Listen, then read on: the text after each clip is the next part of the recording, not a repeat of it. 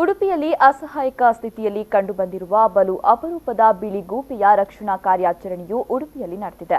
ಉಡುಪಿ ಜಿಲ್ಲಾ ನಾಗರಿಕ ಸಮಿತಿಯ ಕಾರ್ಯಕರ್ತರಾದ ನಿಥ್ಯಾನಂದಾolakadu, ಸುಧಾಕರ್ ದೇವಾಡಿಗ, ತಾರನಾಥ ಮೇಸ್ತ ಶಿರೂರು ಅವರು ಗೂಬೆಯನ್ನ ರಕ್ಷಿಸಿ ಅರಣ್ಯ ರಕ್ಷಕ ದೇವರಾಜ್ ಪಾಣ ಅವರ ವಶಕ್ಕೆ ನೀಡಿದ್ದಾರೆ.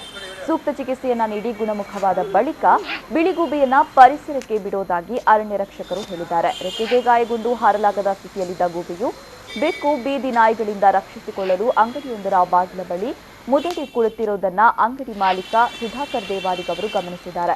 ನಂತರ ಅವರ ಸಮಯ ಪ್ರಜ್ಞೆಯಿಂದ ಗೂಬೆಯ ರಕ್ಷಣಾ ಕಾರ್ಯಾಚರಣೆ ನಡೆದಿದೆ. ಬಲು ಅಪರೂಪವಾಗಿ ಕಾಣಲು ಸಿಗುವ ಬಿಳಿ ಗೂಬೆಯ ಕಂಡು ನೋಡುಗರು ಅಚ್ಚರಿ ವ್ಯಕ್ತಪಡಿಸಿದ್ದಾರೆ. ಪರಿಸರದಲ್ಲಿ ಹೆಚ್ಚಾಗಿ ಕಂದು ಬಣ್ಣದ ಗೂಬೆಗಳು ಕಂಡುಬರುತ್ತೆ. ಬಿಳಿ ಬಣ್ಣದ ಗೂಬೆಗಳು ಅವನತಿ ಅಂಚಿನಲ್ಲಿದೆ. ಕಂದು ಗೂಬೆ ಅಪಶಕುನ, ಬಿಳಿ ಗೂಬೆ ಶುಭ ಫಲ ಎಂಬ ನಂಬಿಕೆ ಕೂಡ ಇದೆ.